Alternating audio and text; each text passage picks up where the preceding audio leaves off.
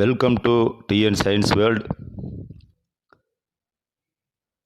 8ஆம் வகுப்பு ஆங்கில வழி கல்வியிலே பயிலும் மாணவ மாணவரை வரவேற்பதிலே டிஎன் சயின்ஸ் வேர்ல்டு பெருமகிழ்ச்சி அடைகிறது. Today we see the lesson in 8th standard science unit 21 crop production and management. 8ஆம் வகுப்பு அறிவியலிலே அலகு 21 பயிர்ப்பெருக்கம் மற்றும் மேலாண்மை என்கின்ற பாடத்தினுடைய பாடக்கருத்துக்களை முழுமையாக காணொலியாக நாம் இங்கு காண இருக்கின்றோம். At first we see the learning objectives of this lesson. Know about the agriculture practices. வேளாண் செயல்பாடுகளை பற்றி அறிந்து கொள்ளுதல். Understand the basic practices of crop production. பயிர் பெருக்கத்தினுடைய அடிப்படை செயல்பாடுகளை புரிந்து கொள்ளுதல். Know about the importance of rotation of crop. பயிர் சுழற்சியினுடைய முக்கியத்துவத்தை அறிந்து கொள்ளுதல். பயிர் சுழற்சியின் முக்கியத்துவத்தை அறிந்து கொள்ளுதல். Recognize the importance of seed bank, seed balls and prevention of seeds. விதை வங்கி, விதை பந்துக்கள் மற்றும் விதைகளை பதப்படுத்தலினுடைய முக்கியத்துவத்தை பற்றி அறிந்து கொள்ளுதல். Know about the role of agriculture research institutions IARI, ICAR and KVK. IARI, ICAR மற்றும் KVK போன்ற வேளாண் ஆராய்ச்சி நிறுவனங்களை பற்றி நாம் அறிந்து கொள்ளுதல். List out the importance of biocontrol methods. உயிரி கட்டுப்பாட்டு முறைகளுடைய முக்கியத்துவத்தை பட்டியலிடுதல். These are the learning objectives of this lesson. At first we see the introduction. All over the human history we have been motivated to search a seek of food. Green plants make their own food using a process called photosynthesis.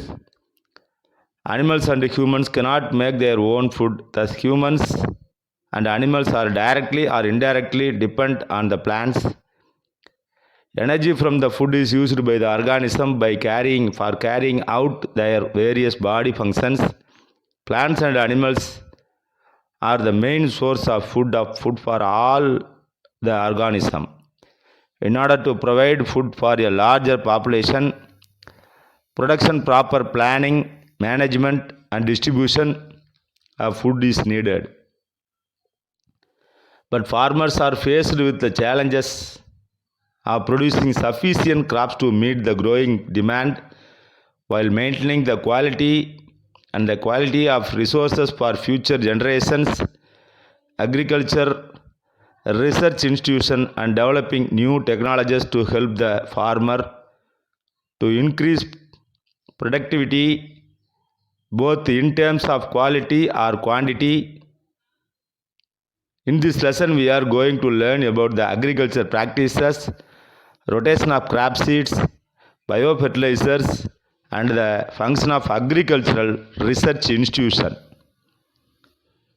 அறிமுகமாக மனித வரலாறு முழுவதும் உணவை தேட வேண்டிய கட்டாயத்தில் நாம் இருந்து கொண்டிருக்கிறோம். பசுந்தாவரங்கள் ஒளிச்சேர்க்கை எனும் செயல் மூலமாக தங்களது உணவை தயாரிக்கின்றன. மனிதர்களும் விலங்குகளும் தங்களுக்கு உணவை தானே தயாரித்து செய்ய முடியாது. எனவே மனிதர்களும் விலங்குகளும் நேரடியாக அல்லது மறைமுகமாகவோ தாவரங்களை சார்ந்திருக்க வேண்டியுள்ளது. பல்வேறு உடலியல் செயல்பாடுகளில் உயிரினங்கள் உணவில் உள்ள ஆற்றலை பயன்படுத்துகின்றன. தாவரங்களும் விலங்குகளுமே அனைத்து உயிரினங்களும் உணவு ஆதாரங்களாக உள்ளன. பெருகி வரும் அதிக அளவு மக்கள் தொகைக்கு உணவளிப்பதற்கு உற்பத்தி முறையான திட்டமிடல், நிர்வாகம் மற்றும் பகிர்மானம் ஆகியவை அவசியமாகும். எதிர்கால சந்ததியினருக்காக உணவு ஆதாரங்களின் தரம் மற்றும் அளவை பேணுதல் மற்றும் வளரும் மக்கள் தொகைக்கு தேவையான உணவை உற்பத்தி செய்தலின் விவசாயிகளுடைய பெரும் சவால்களை சந்திக்கின்றனர். தரமான மற்றும் அதிக அளவிலான உணவுப் பொருட்களை உற்பத்தி செய்வதற்கு தேவையான புதிய தொழில்நுட்பத்தை அறிவியல் ஆராய்ச்சி நிறுவனங்கள் உருவாக்குகின்றன. இப்பாடத்திலே விவசாய செயல்முறைகள், பயிர் சுழற்சி, விதைகள், உயிரி உரங்கள் மற்றும் விவசாய ஆராய்ச்சி நிறுவனங்களுடைய பணிகள் ஆகியவற்றை குறித்து நாம் முழுமையாக காண இருக்கின்றோம். அக்ரிகல்ச்சரல் பிராக்டிசஸ், வேளாண் செயல்முறைகள். Agriculture has always been backbone of our country economy. Ever since the Green Revolution, we have been cultivating different types of crops to cater the increasing demand in our country, the following 3 categories of crop are gone. வேளாண் எப்பொழுதுமே நமது நாட்டு பொருளாதாரத்தினுடைய முதுகெலும்பாக இருந்து வருகிறது. வளர்ந்து வரும் தேவையினை சமாளிப்பதற்கு பசுமை புரட்சிக்கு பின்னர் பல்வேறு வகையான பயிர் தாவரங்கள் நாம் சாகுபடி செய்து வருகிறோம். நமது நாட்டிலே 3 வகையான பயிர்கள் வளர்க்கப்படுகின்றன. முதலாக kharif crop. The crop which are sown in the rainy season, that is from the June to September, are called as a kharif crops. Paddy, maize, soybean, groundnut and cotton are kharif crops. மழைக்காலங்களிலே June முதல் September வரை வளர்க்கப்படும் பயிர்கள் காரிப் பயிர்கள் என அழைக்கப்படுகிறது. நெல், சோளம், சோயா, மொச்சை, நிலக்கடலை, பருத்தி ஆகியவை kharif பயிர்களாகும். Then Rabi crops. The crop grown in winter season, that is from October to March, called as a Rabi crop. Example, Rabi crops are wheat, gram, pea, mustard and linseed. குளிர்காலங்களிலே வளர்க்கப்படும் பயிர்கள் ரவி பயிர்கள் என கோதுமை, பருப்பு, பட்டாணி, கடுகு, ஆளி விதை போன்றவை Ravi பயிர்களாகும். Then Zayad crops. Summer crops. The crops are grown in summer season are called as Zayad crops. Muskmelon, watermelon and cucumber are example for the Zayad crops.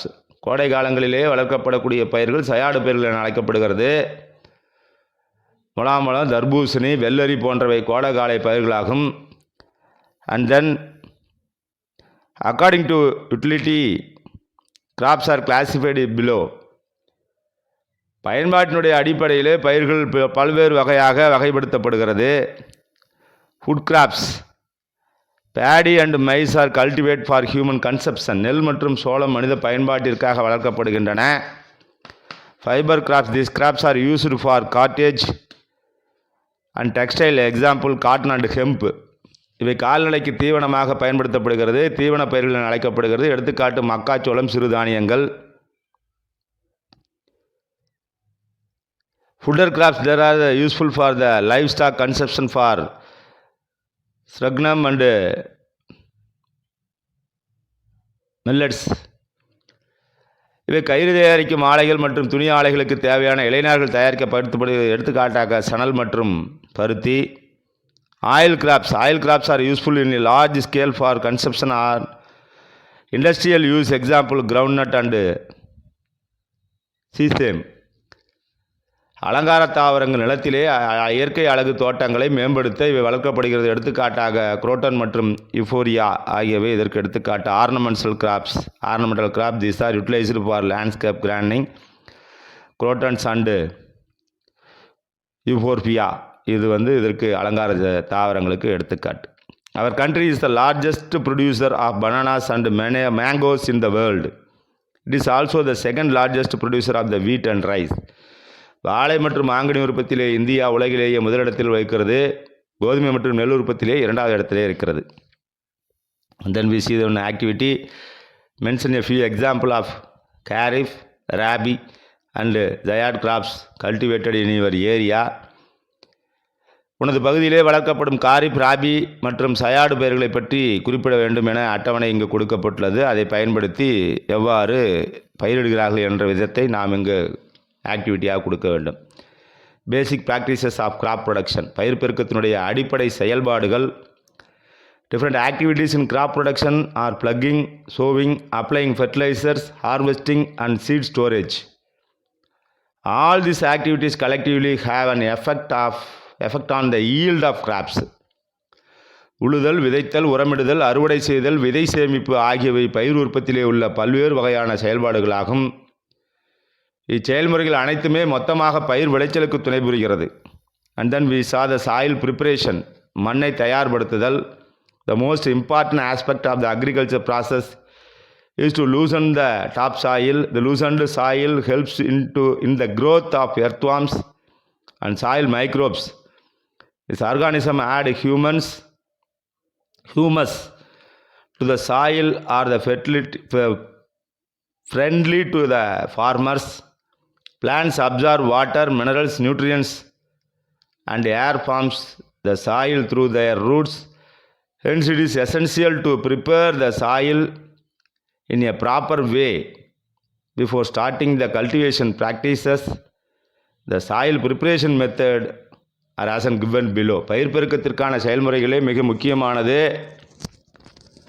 மண்ணினை மேலடுக்கினை தளர்வடை செய்வதாகும். மண்புழு மற்றும் மண் நுண்ணுயிர்கள் வளர தளர்வான மண் உதவுகிறது.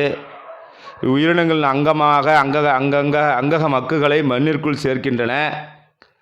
மேலும் இவை உலர்வதற்கு நண்பர்களாக உள்ளன. தாவரங்கள் வேர்கள் மூலம் நீர், கனிமங்கள் மற்றும் காற்றினை மண்ணிலிருந்து உறிஞ்சுகின்றன. எனவே பயிர் வளர்ப்பிற்கு முன் மண்ணை உரிய முறையில் தயார் செய்தல் அவசியமாகும். தயார் செய்யக்கூடிய முறைகள் எவை என இங்கு நமக்கு கொடுக்கப்பட்டுள்ளது. At first we see the plugging. உழுதல். Plugging or drilling is the process of loosening and turning the soil up and down to facilitate the availability of the nutrients in the root zone of the cultivating crop. பயிர்களுடைய வேர்பகுதியிலே ஊட்டப்பொருட்கள் கிடைக்குமாறு மண்ணை மேலும் கீழும் புரட்டி தளர்வடைய செய்யும் முறை உழுதல் எனப்படும். மண்ணை வளப்படுத்துவதற்கு பயன்படும் முக்கியமான கருவிகள் என்ன என்பதை பற்றி நாம் காண இருக்கின்றோம். Manual plugging or machinery plugging. The following are the few important agriculture implements generally used in the field preparation. படங்கள் தெளிவாக கொடுக்கப்பட்டது. பிளக், ஹோ, கல்டிவேட்டர் எப்படி பயன்படுத்தி நம்ம பண்ண போகிறோம் அப்படிங்கிறது. First plug. Plug is mainly used for drilling the soil, to add fertilizer to the crop, remove weeds and other waste materials from the field, and also to turn the soil. A plug is made up of wood and drawn by a pair of bulls or horse. It contains a strong and sharp triangular iron strips known as a plug share. The main part of the plug is a long log of wood which is called plug shaft. The other end is attached to a beam which is placed on the bull's neck. அதாவது ஏர் என்பது மண்ணை உழுதல், பயிர்களுக்கு உரமிடுதல், களைகளை நீக்குதல், நிலத்திலிருந்து இதர கழிவுகளை நீக்குதல், மண்ணை மேலும் கீழும் கொண்டு வருதல் ஆகிய செயல்பாடுகளுக்கு ஏர் பயன்படுத்தப்படுகிறது. ஏர் மரத்தால் செய்யப்பட்டது. இது ஒரு ஜோடி எருதுகளால் இழுத்து செல்லப்படுகிறது. இது ஒரு ஏர்கால் எனப்படும். உறுதியான மற்றும் இரும்பாலான முப்பட்டை அமைப்பை கொண்ட ஏருடைய முக்கிய பகுதி நீண்ட மரத்தாலான அமைப்பு. இதனுடைய மறுமுனை நுகத்தடியுடன் பொருத்தப்பட்டு எருதுகளுடைய கழுத்திலே கட்டப்படுகிறது. தென் ஹோ, களைக்கொத்தி. It is a simple tool which is used to till the land, remove the weeds and dig up soil. It has a long wooden rod with a bent iron plate at one end. The other end may be attached to an animal. இது நிலத்தை கிளறுதல், களை நீக்கம் மற்றும் மண்ணை தோண்டும் ஆகியவற்றிற்கு பயன்படும் எளிய வேளாண் கருவியாகும். இது முனையிலே வளைந்த இரும்பு தகட்டுடன் கூடிய ஒரு நீண்ட மர உருளை அமைப்பை கொண்டுள்ளது. இதன் மறுமுனை விலங்குகளோடு பொருத்தப்பட்டிருக்கும். Then leveling. Once the field is plugged, the top soil is quite loose. The leveling of the soil is done with an implement called the leveler, which is a heavy wooden or iron plank. Leveling of the field also helps in uniform distribution of the water during irrigation. சமப்படுத்துதல் என்பது நிலத்தினை உழும் பொழுது மண்ணினுடைய மேலடுக்கு முழுவதும் தளர்வடைகிறது. பின்னர் மண்ணை சமப்படுத்த கருவியினை கொண்டு மண் சமப்படுத்தப்படுகிறது. இது கனமான மரம் அல்லது இரும்பால் செய்யப்பட்டிருக்கும் நிலத்தை சமப்படுத்துவதற்கு சீரான நீர் பரவுதலுக்கும் இது உதவுகிறது. தென் பேசல் மேனுரிங். அடி உரமிடுதல் என்பது மேனுரிங் means adding manure to the soil. Manure contains many nutrients required for the growth of crop plants. To increase the fertility of the soil, we add manure to the soil even before sowing because it gets properly incorporated into the soil. Application of green manure and farmyard manure will always enhance the growth and yield of the crops. மண்ணிற்கு உரம் சேர்த்தல், உரமிடுதல் எனப்படும் உரமானது பயிர் தாவரங்களின் வளர்ச்சிக்கு தேவையான பல ஊட்டப்பொருள்களை கொண்டுள்ளது. மண் வளத்தை அதிகரிப்பதற்காக விதைக்கும் முன்னரே நாம் மண்ணிற்கு உரமிடுகிறோம். இதனால் உரம் மண்ணுடன் நன்கு கலக்கிறது. தலை உரம் மற்றும் பண்ணை உரம் ஆகியவை பயிர்கள் வளர்ச்சி மற்றும் மகசூலை அதிகரிக்கிறது. அண்ட் தென் சோயிங் சீட்ஸ், விதைகளை விதைத்தல். This is the second step of the crop production. Once the soil preparation is over, sowing of seeds can be done. Sowing is the actual process of planting seeds in the soil. The seeds that are sown have to be selected very carefully to have high quality. Various methods are followed for sowing seeds. இது பயிர் உற்பத்தியில் இரண்டாவது நிலை. மண் தயார் செய்யப்பட்டவுடன் விதை விதைக்கப்படுகிறது. விதைத்தல் என்பது விதைகளை மண்ணிலே ஊன்றச் செய்யும் செயலாகும். விதைக்கப்படும் விதைகள் தரமிக்கமையாக கவனமுடன் தேர்வு செய்யப்பட வேண்டும். விதைத்தலில் பல்வேறு முறைகள் பின்பற்றப்படுகின்றன. அவை முறையே sowing by hand, கைகளால் விதைத்தல். The scattering of seeds by hand is the simplest method of sowing seeds. This is the most economical method of sowing seed. கைகளால் விதைத்தல் விதைத்தலுடைய எளிமையான மற்றும் சிக்கனமான முறையாகும். Then by using the seed drill. Seed drill is a modern method of sowing seeds. It is a better and more efficient method than sowing by hand. It is usually done by attaching iron drill to tractor. Seed drill ensure that the seeds are planted at equal intervals and at the correct depth in the soil. இது விதைத்தலில் பின்பற்றப்படும் நவீன முறையாகும். கைகளால் விதைக்கும் முறையை விட இந்த முறை மிகவும் சிறப்பானது மற்றும் நேர்த்தியான முறையாகும். இம்முறையிலே இரும்பு கலப்பை பொருத்தப்பட்டு டிராக்டரின் உதவியுடன் விதை விதைக்கப்படுகிறது. இதன் மூலம் சம இடைவெளியிலே குறிப்பிட்ட ஆழத்திலே விதைகள் விதைக்கப்படுகிறது. தென் டிப்ளிங், ஊன்றுதல். It is the placement of seed material in a furrow, pit or a hole at predetermined spacing with a dibble, more commonly by hand. Soil around the hole is pressed with hand or leg for moist soil contact. நீண்ட வரிபள்ளத்தில் உள்ள குழிகள் அல்லது துளைகளிலே நிர்ணயிக்கப்பட்ட இடைவெளியிலே கைகளால் அல்லது துளையீடு கருவியினால் விதையிடும் முறை ஊன்றுதலாகும். விதையானது ஈரப்பதமுள்ள மண்ணுடன் தொடர்பு கொள்ளும் வகையிலே விதை இடப்பட்ட துளையை சுற்றியுள்ள மண் கைகளால் அல்லது கால்களால் நன்கு அழுத்தப்படுகிறது என்பது இதனுடைய முறை. Then more to know, transplanting is removed of an actively growing seedling from one place, usually nursery bed, and planting it in the main field for further growth till harvest. Transplanting makes use of pre-grown plants, seedling or vegetative propagated duns.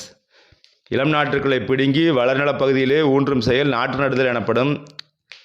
இவை அறுவடை வரை அங்கு வளர்க்கப்படுகின்றன. இளம் வளர் தாவரங்கள், நாற்றுக்கள் அல்லது தாவர உடலப்பெருக்கத்தின் மூலம் உருவான நகல்கள் இதற்கு பயன்படுத்தப்படுகிறது. படமாகவும் நமக்கு கொடுக்கப்பட்டுள்ளது. Then we see the adding manure and fertilizers. எரு மற்றும் உரமிடுதல். The substance which are added to the soil in the form of the nutrients to enhance the growth of plants are called manure or fertilizers.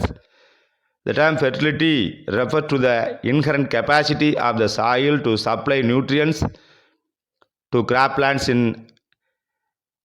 adequate amounts and its suitable proportions. These nutrients are essential for the growth of plants. தாவரங்களின் வளர்ச்சியை மேம்படுத்துவதற்கு மண்ணிலே சேர்க்கப்படும் ஊட்டப்பொருள் உரங்கள் எனப்படும். மண்வளம் என்ற சொல் பயிர் தாவரங்களுக்கு தேவையான அளவு ஊட்டப்பொருள்களை உகந்த விதத்திலே அளிக்க வல்ல மண்ணிற்கே உரிய திறனை குறிக்கிறது. தாவரங்களுடைய வளர்ச்சிக்கு இந்த ஊட்டப்பொருள் அவசியமாக உள்ளன. Manure is an organic substance obtained from the decomposition of plants or animal waste. Farmers dump plant and animal waste is pits at one place and allowed to decompose. The decomposed matter is used as organic manure.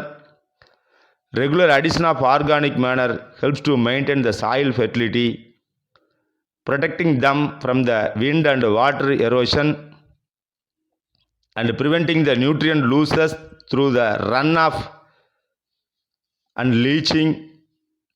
This also increases water holding capacity soil agitation, soil aeration and permeability. தாவர விலங்கு கழிவுகள் மட்குவதால் கிடைக்கும் கரிமப் பொருட்கள் அங்கக மட்கு என அழைக்கப்படுகிறது. விவசாயிகள் தாவரமற்ற விலங்கு கழிவுகளை திறந்த குழிகளிலே குவித்து அவற்றை மட்கச் செய்கிறார்கள். மட்கிய பொருட்கள் கரிம உரமாக பயன்படுத்தப்படுகிறது.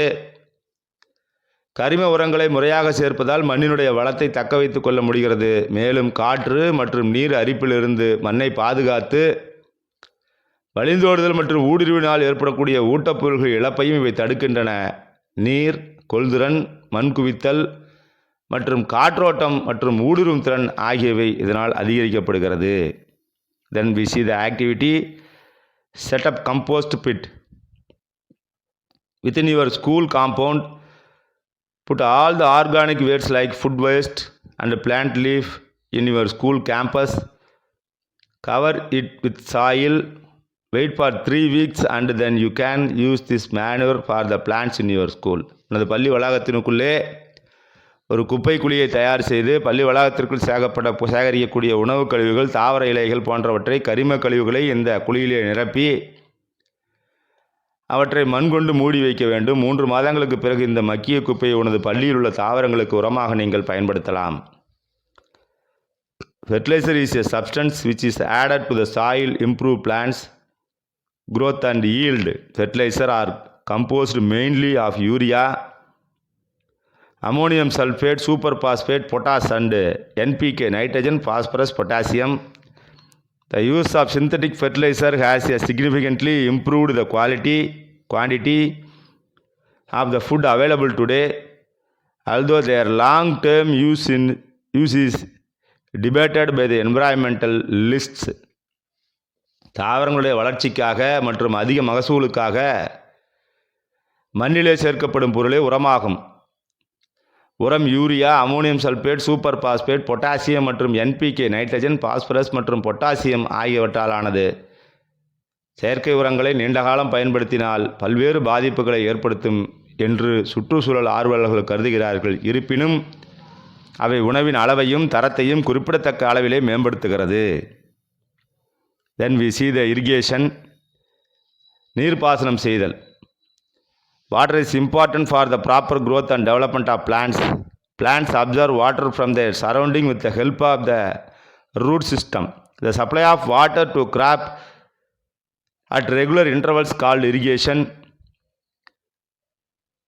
The time and frequency of irrigation varies from crop to crop, soil to soil and season to season.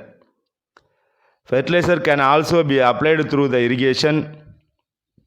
The various sources of irrigation as well as the tubewells, ponds, lakes, rivers, dams and canal. Effective irrigation is the controlled and uniform supply of water to crop in the required amount at the right time with the minimum expenditure. Irrigation can be carried out by 2 different methods. தாவரங்களுடைய முறையான வளர்ச்சி மற்றும் மேம்பாட்டிற்கு நீர் என்பது மிகவும் அவசியமானதாகும். தாவரங்கள் வேர் தொகுப்பின் உதவியால் மண்ணிலிருந்து நீரை உறிஞ்சுகின்றன. சீரான இடைவெளியிலே பயிர்களுக்கு நீர் அளித்தல் நீர்ப்பாசனம் எனப்படும். நீர் பாய்ச்சும் கால அளவு, எண்ணிக்கையும் பயிருக்கு பயிரும், மண்ணிற்கு மண்ணும் மற்றும் பருவநிலைக்கு பருவநிலையும் வேறுபடுகிறது. நீர்ப்பாசனம் மூலம் நிலத்திற்கு உரங்களையும் இட முடியும். கிணறு, குழாய் கிணறு, குளம், ஏரி, ஆறு, அணை, கால்வாய் போன்றவை பல்வேறு நீர்ப்பாசன ஆதாரங்களாகும். குறைவான செலவிலே, சரியான நேரத்திலே, போதுமான அளவிலே பயிர்களுக்கு சீராக நீரளிப்பதை மேம்படுத்தப்பட்ட நீர்ப்பாசனம் எனப்படும். 2 முறைகளிலே நீர்ப்பாசனம் செய்யப்படுகிறது. அவற்றில் ஒன்று ட்ரெடிஷ்னல் மெத்தட், பாரம்பரிய முறை, மற்றொன்று மாடர்ன் மெத்தட், நவீன முறை. In traditional method, irrigation is done manually. Here the farmer pulls out of water from the wells or canals by himself by using the cattle and carries to farming field. Pumps are also commonly used for lifting water for various sources. Diesel, biogas, electricity and solar energy are the few important sources of energy needed to run the pumps. The method of pulling water may vary from one place to other. இம்முறையிலே கைகளால் நீர் பாய்ச்சப்படுகிறது. விவசாயிகள் கிணற்றிலிருந்து அல்லது நீர்க்கால்வாய்களிலிருந்து தானாகவோ அல்லது எருதுகள் உதவியுடனோ இதை இழுத்து விவசாய நிலத்திலே பாய்ச்சுகின்றனர். பல்வேறு நீர் ஆதாரங்களிலிருந்து நீரை மேலே கொண்டு வர விசை இயக்க கருவி பம்பு பயன்படுத்தப்படுகிறது. டீசல், உயிர்வாயு, மின்சாரம் மற்றும் சூரிய ஆற்றல் ஆகியவை இக்கருவிகளை இயக்க தேவையான சில முக்கிய ஆற்றல் மூலங்களாகும். நீர் இறைத்தல் முறைகள் பார்த்திங்கன்னா இடத்திற்கு இடம் மாறுபடுகிறது. Then we see the activity, find the irrigation system followed in your area. Also debate the advantages and disadvantages of modern irrigation system like sprinkler system and drip system. உனது பகுதியிலே பின்பற்றப்படும் நீர்ப்பாசன முறைகளை கண்டறிந்து தெளிப்பு நீர்ப்பாசன முறை மற்றும் சொட்டு நீர்ப்பாசன முறை போன்ற நவீன நீர்ப்பாசன முறைகளுடைய நன்மை தீமைகளை பற்றி விவாதிக்கணும், டிபேட் வைக்க சொல்லியிருக்கிறாங்க. This is the one of the activity.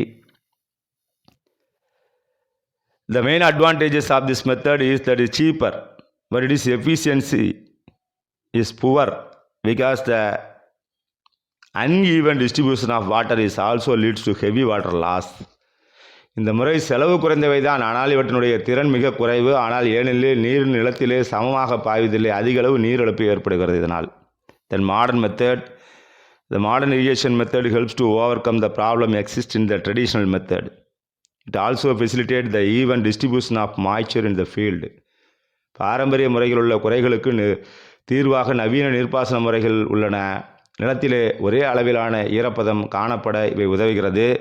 The modern method involves two systems that are called as a sprinkler and drip system. தெளிப்பு நீர் பாசனம் மற்றும் சொட்டு நீர் பாசன அமைப்பு. Sprinkler system sprinkle water over the crop and helps into even distribution of water. This method much advisable in areas facing water scarcity.